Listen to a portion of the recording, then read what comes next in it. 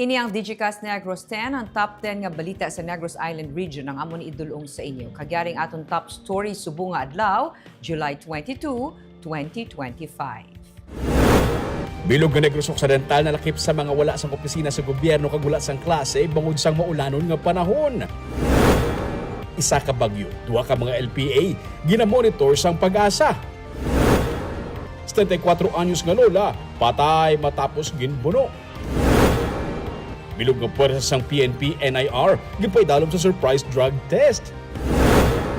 Kag sa good vibes, karinderya owner may mobile aros kalduhan para extra income. Kinatanan sa Digicast Negros 10.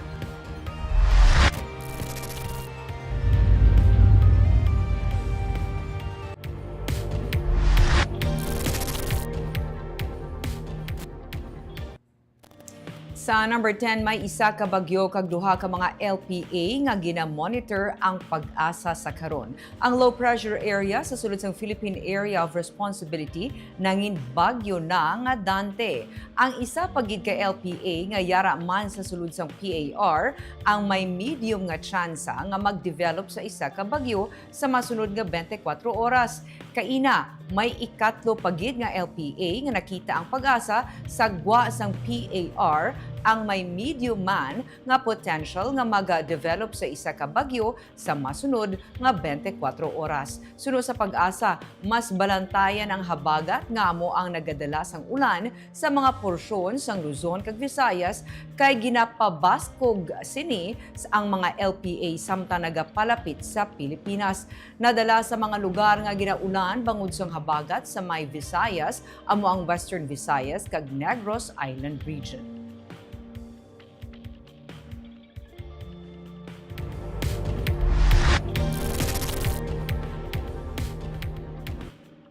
Sa number 9, bilog nga puwersa sang PNP NIR ginpaidalom sa surprise drug test. Isa-isa nga ginpapasa sang urine samples ang tanan nga personnel sa headquarters sang Police Regional Office Negros Island Region sa siyudad sang Bacolod matapos nagpatigayon sang surprise random drug testing sang Lunes. Wala sang exemption sa random drug testing bangod pati ang command group sang PNP NIR lakip na si Regional Director Brigadier General Thomas Ibay ang ginpaidaluman sa drug test. Suno kay Police Lieutenant Colonel Joe M. Malong, spokesperson sang PRO-NIR, 100% sang inapuwersa ang gin-subject sa drug test. Kabahin ang surprise drug test sa internal cleansing program sang PNP. Agud mapasiguro nga wala sang personnel nga nagagamit sang illegal nga droga. Sa karon ginahulat pa ang resulta sang drug test.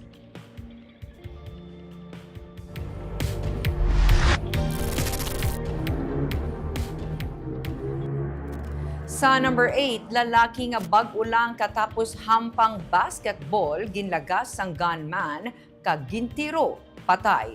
Personal nga dumutukon drug-related. Ini ang duha ka mga anggulo nga ginalantaw sang kapulisan sa pagpatay sa isa ka mangunguma sa barangay Tabugon sa siyudad sang Kabankalan. Bag-o gid lamang nakatapos hampang sang basketball ang 40 anyos nga biktima sang siya ang ginpalapitan sang suspect. Nagdalaga ng biktima apang ginlaot sang suspect kag gintiro sa makapila ka beses. Gindala ang biktima sa ospital apang gindeklarar nga dead on arrival. Ginsiling ni Police Lieutenant Colonel Roberto Injape Jr., hepe ng Kabankalan PNP, may igo sang bala sa alatrasan kag ulo ang biktima. Suno kay Injape, nga base sa records sang barangay, may kangtanan ang biktima sa pila ka mga kinawatay, kag suno naman sa iya pamilya, imbulbado man siya sa illegal nga droga. May lead na karon ang kapulisan sa kung sino ang nagtiro sa biktima.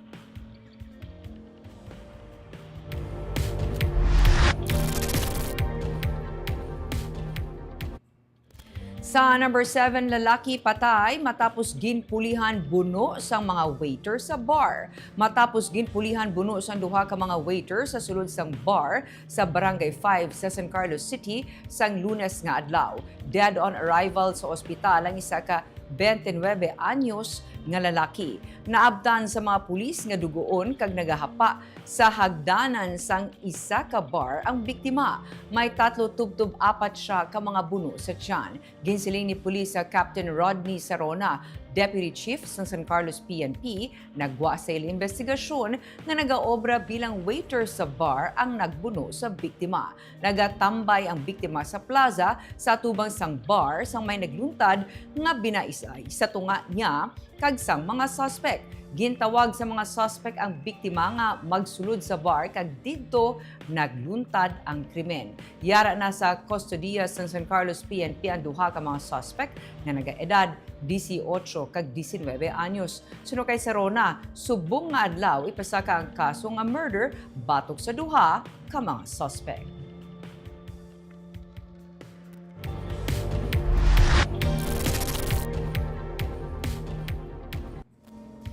Sa number 6, patay 74 anyos nga lola matapos ginbuno sa sulod sang iya payag sa sitio Talatala, Barangay Napakaw, Siato Negros Oriental sang Sabado. Sa inisyal nga investigasyon sang PNP, nagapreparar sa pamahaw ang biktima sang ginsulod ini sang isa ka lalaki kag ginbuno sa atubang sang iya nga apo. Gindala pa siya sa ospital pero gindeklarar nga dead on arrival pag-abot sa ospital.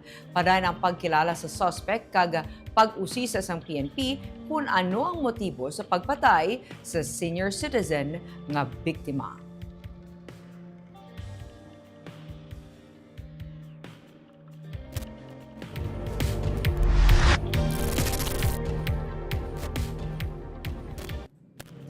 Sa number 5, pag-issue sang bago nga back chip cards, may delay pero pwede sa gihapon maka-avail bisan wala ang card.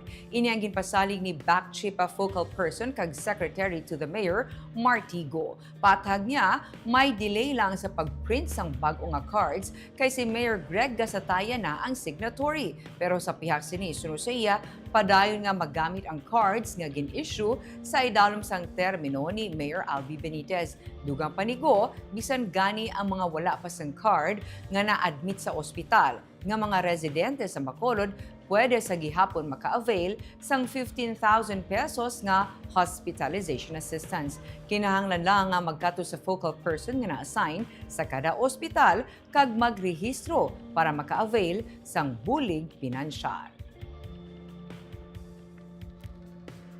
We are actually issuing new cards na may new signature na ni Mayor Greg.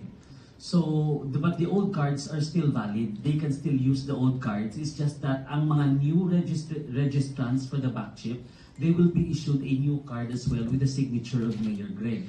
Pero even wala ka mo back chip cards, if you get admitted sa hospital, you just approach the back chip desk. Pwede ka mo i-register dayon yan. Even without the cards, you can still avail of back chip.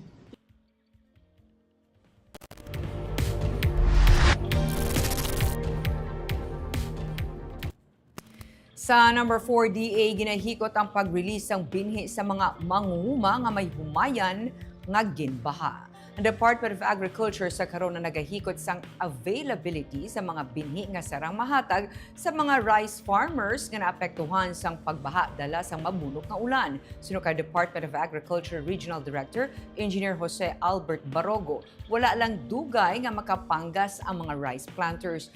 Gani ang kinahanglan liwat magtanom, suno sa iya, mayara sang available nga mga binhi.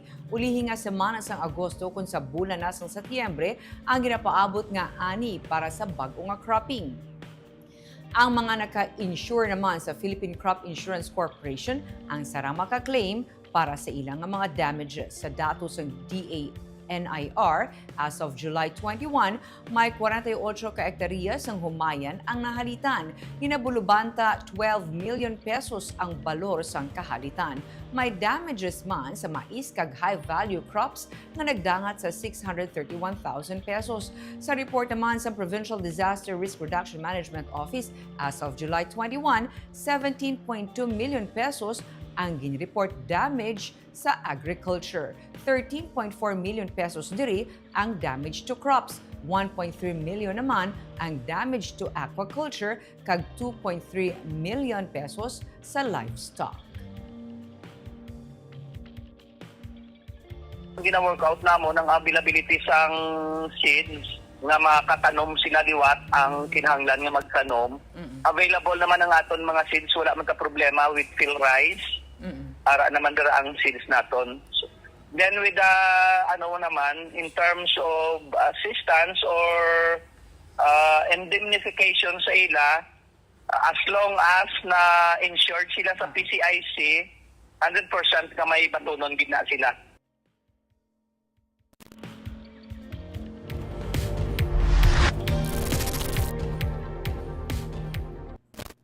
Sa number 3, duha ka overflow sa Moises Padilla, hindi sa gihapon malabyan. Kahalitan sa baha nagdangat sa 29.5 million pesos.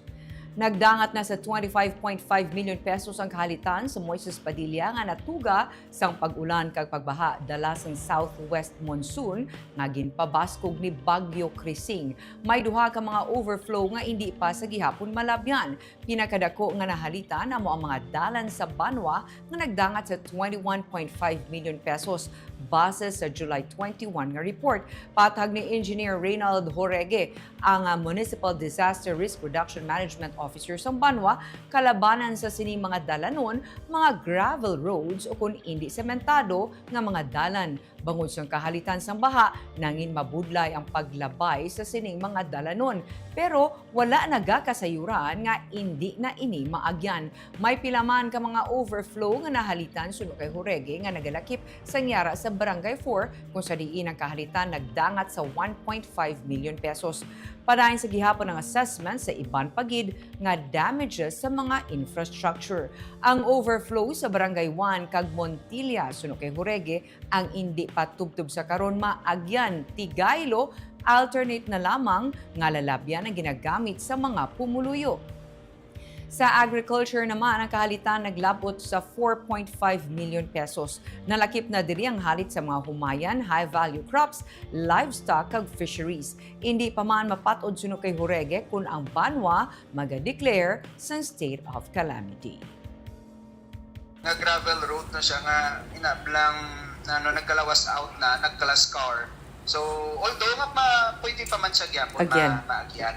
So, kung sa baga ang impact yagid, although sa difficulty lang ganing may ara, but still nga ihamper yagid ang aton nga pag-traverse, ang pagpakato pakari, pero hindi man. Hindi man hamper. Ang impossible lang sa gihapon ang mga ang mga overflow naton nga main nga ginagyan sa mga salakyan, especially diri sa Barangay 1, Montilla going to Kabayabasan, kag sa may Montilla going to Makagahay.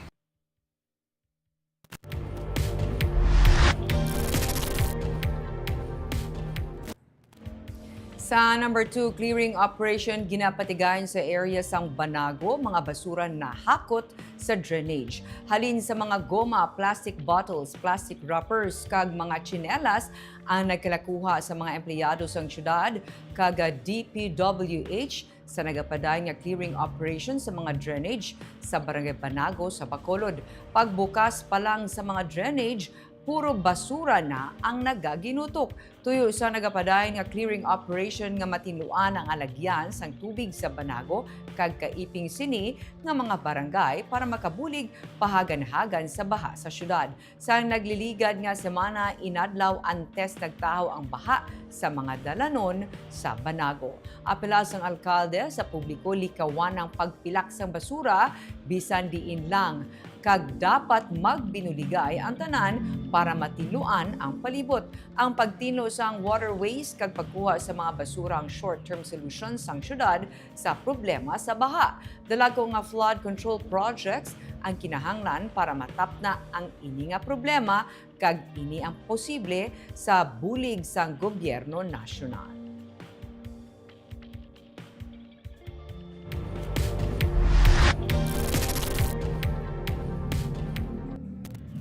Kag sa number 1, trabaho sa mga government offices kasubuman klase sa tanan nga level sa 30 ka mga lugar sa pungsod lakip ng Negros Occidental ang ginsuspend sang Malacañang. Sa memorandum nga ginpagwa sang Office of the President nga ginlagdaan ni Executive Secretary Lucas Bersamin sa authority sa Presidente, nakasaad nga sandig sa recommendations ng National Disaster Risk Reduction and Management Council dala sang padayon nga pagbubo sang ulan, tugas ng southwest monsoon, trabaho sa mga government offices kasubong man klase sa tanan nga level ang ginasuspend para sa July 23. Nalakip diri ang mga lugar sa Metro Manila, mga area sa Luzon, mga probinsya sa Panay, kag Negros Occidental. Samtang mga non-vital employees sa mga ahensya nga may essential services ang sarang magtrabaho sa idalom sang alternative work arrangement.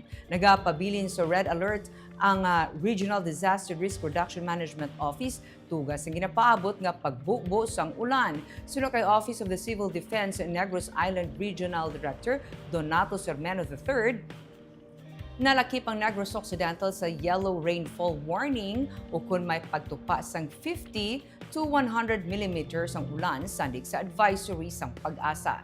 Nagakasayuran nga posible ang localized flooding sa mga lugar nga urbanized, mga low-lying o kung nanuban kagyadtong malapit sa mga suba. Posible man ang landslide. Suno kay Sermeno, sila nagapahanumdom o kung nagapaandam na nga daan sa pumuluyo, aguto sila ang makapangaman na batok sa mahimo pagbubo sang ulan. Sa nagligad lang mga inadlaw dala sang southwest monsoon, nga ginpabaskog ni Bagyo Crising sa Negros Occidental, may 44,378 ka pamilya o kung 166,335 ka persona ang apektado sa pag-ulan kag pagbaha. Sa report ng RDRRMC, 13 ka mga banwa kag syudad sa probinsya, kalabanan sa Southern Negros ang labing apektado. Isa naman kay LGU sa Negros Oriental ang ginreport ginbaha. May 13.2 million pesos nga balor sang assistance ang tigay na release sa mga apektado sunod sa RDRRMC. Dari sa Negros Occidental, so naka-red alert at pagyapon kayo nagabantay kita. Mostly, maging affected sila yung mga Metro Manila, kag dito sa western side sang Luzon. Kag diri sa aton, kay tungod may sa southwest monsoon, ang Panay, pag ang Negros Occidental nang may naka-yellow alert kita.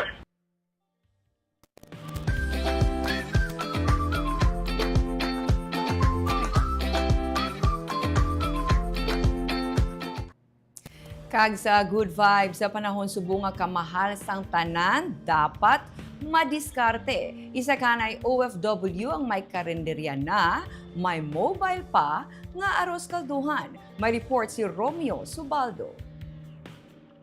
May duha na ka branches ang karinderya ni Richel Fernandez pero yari siya sa gihapon sa may biya sa Kinodrive sa Bacolod City. Nagadrive sang iyang mobile aros kalduhan.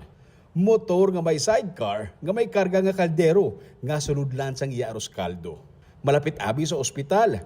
Gani kutob sa mga nagakinahanglan sang soft diet, nagabakal sang aros kaldo. May balon man siya nga mga hard-boiled eggs, sabuyas dahon, fried garlic, patis kag pepper. May manok pa kag atay. Ganing iya suki sa bata nga karinderiya nga delivery rider. Dari nagbakal sa iya sang malabyan siya. Suki ka di? Pero bigyan ka bakal? Namihan ka sa timplaya? Timplaya, miskan din ngayon dito sa bata, may haraman ko sa kaon mo sa siya. Tumayo kaya rin na labot na disa. Nagalibot siya, kung kisa, nagasaylo man siya. Kung kisa, duha pa lang ka oras, ubos na ang arus kaldo niya. May suki na siya gani nga mga dialysis patient, kag mga empleyado sang butika sa palibot. Kilala mo na iba yung mga pasyente? Oo, regular na. Request na kaya sa akong kung dapat muna yung ahos ng... Meron na. Grabe, sir, ikaw business owner, ikaw pagalibot? Oo. Madiskarte ka dapat. May estudyante na mo. Si Richel, anay OFW, nagpauli sa Pilipinas, nang empleyo, kag sang ulihi, nagnegosyo. Hilig niya abi ang magluto, gani ini ang ginakasakuan niya sa karon. May mga tion nga gakaulanan man siya, ang mabudlay pagid, kung may malipatan siya nga mga butang. Tapos food preparation mo, dapat complete okay. Paghalin mo ya, para sigurado ka wala ka na milipatan. Oo, pagkakabudlay, kung sa mo, mabiling biluwag mo, mabiling plastic mo, doon ka budlay sa saka ano. Oo, mo na mga disadvantages. Dapat may mga list din. Oo. Pero ang bintaha naman kuno sa mobile store, wala sang renta. Kag syempre, nagapalapit ka mismo sa imo customer. Bisan may duha na ka mga branches ng karinderya, nagalibod pagid siya. Kinahanglan kuno sa panahon subong mangin madiskarte. Dapat i-bold ka, may makita nga bago, dapat i-consider na nga sa, dapat open-minded na sa, consider na nga sa opportunity. Kag sa iya aros kalduhan, may nadugang pagid siya nga chicken pastil, pati na tinapay kag siomay para ma-maximize ang iyang mobile store. Dapat kuno, sa tanan nga bagay, madiskarte, kay sa panahon subong halos tanan mahal. Dapat maningwa, hindi lang puro wangal. Romeo Subaldo para sa Digicast Negros. Kag of course, antes kita magtakop, kita nag-shout out sa ating mga live viewers kay Mrs. Generosa Hilera, kasubuman kay Annelie Ausan Calvo. Good afternoon sa inyo. Kay Mr. Erwin Pontino, maayong hapon Digicast Negros. Pa-shout out ko tani ang pamilya Pontino sa Victorias. Maayong hapon dira. Kag Manapla, especially kay Inigo Rafael. Hi sa mga taga Manapla man, kag Victorias. Kay Gloria Bantigue, good afternoon Digicast. Kag Ma'am Barbara, watching from Pulupandan. Kay Lindol Sunyo, maayong hapon. And kay Mirna Garrido Clavel, sukit na nila itong si Miss Mirna. Good PM. Digicast Negros watching from Payao, Binalbagan. Kay Hensley Cecil Alguna, Mumbai. Good afternoon, Digicast. NIR, Miss Barbara. Kay RF Diamond. Good afternoon, Digicast Negros. 10. Halong sa maulanon nga panahon. Salamat sa mga balita nyo. Halong man. Kay Romel Mahilong Galyo. Maayong hapon, Ma'am Barb. Digicast Negros. Suki mo ni natin si Mr. Romel. And of course, kay Marcos Magallanos. Maayong gabi sa mga abyan ko sa Melbourne, Australia, nga nagalantaw gid subong. Kay Rap Go Bacolod, may class, kay hindi ka mo sakop sa... hindi, wala sang klase, hindi na siya. Wala sang klase, wala sang work sa government offices sa bilog na sakop sang Negros Occidental. Kagamuyato ang top 10 stories of the day. Tubtub was. Ako si Barbara Mijares. Maayong hapon.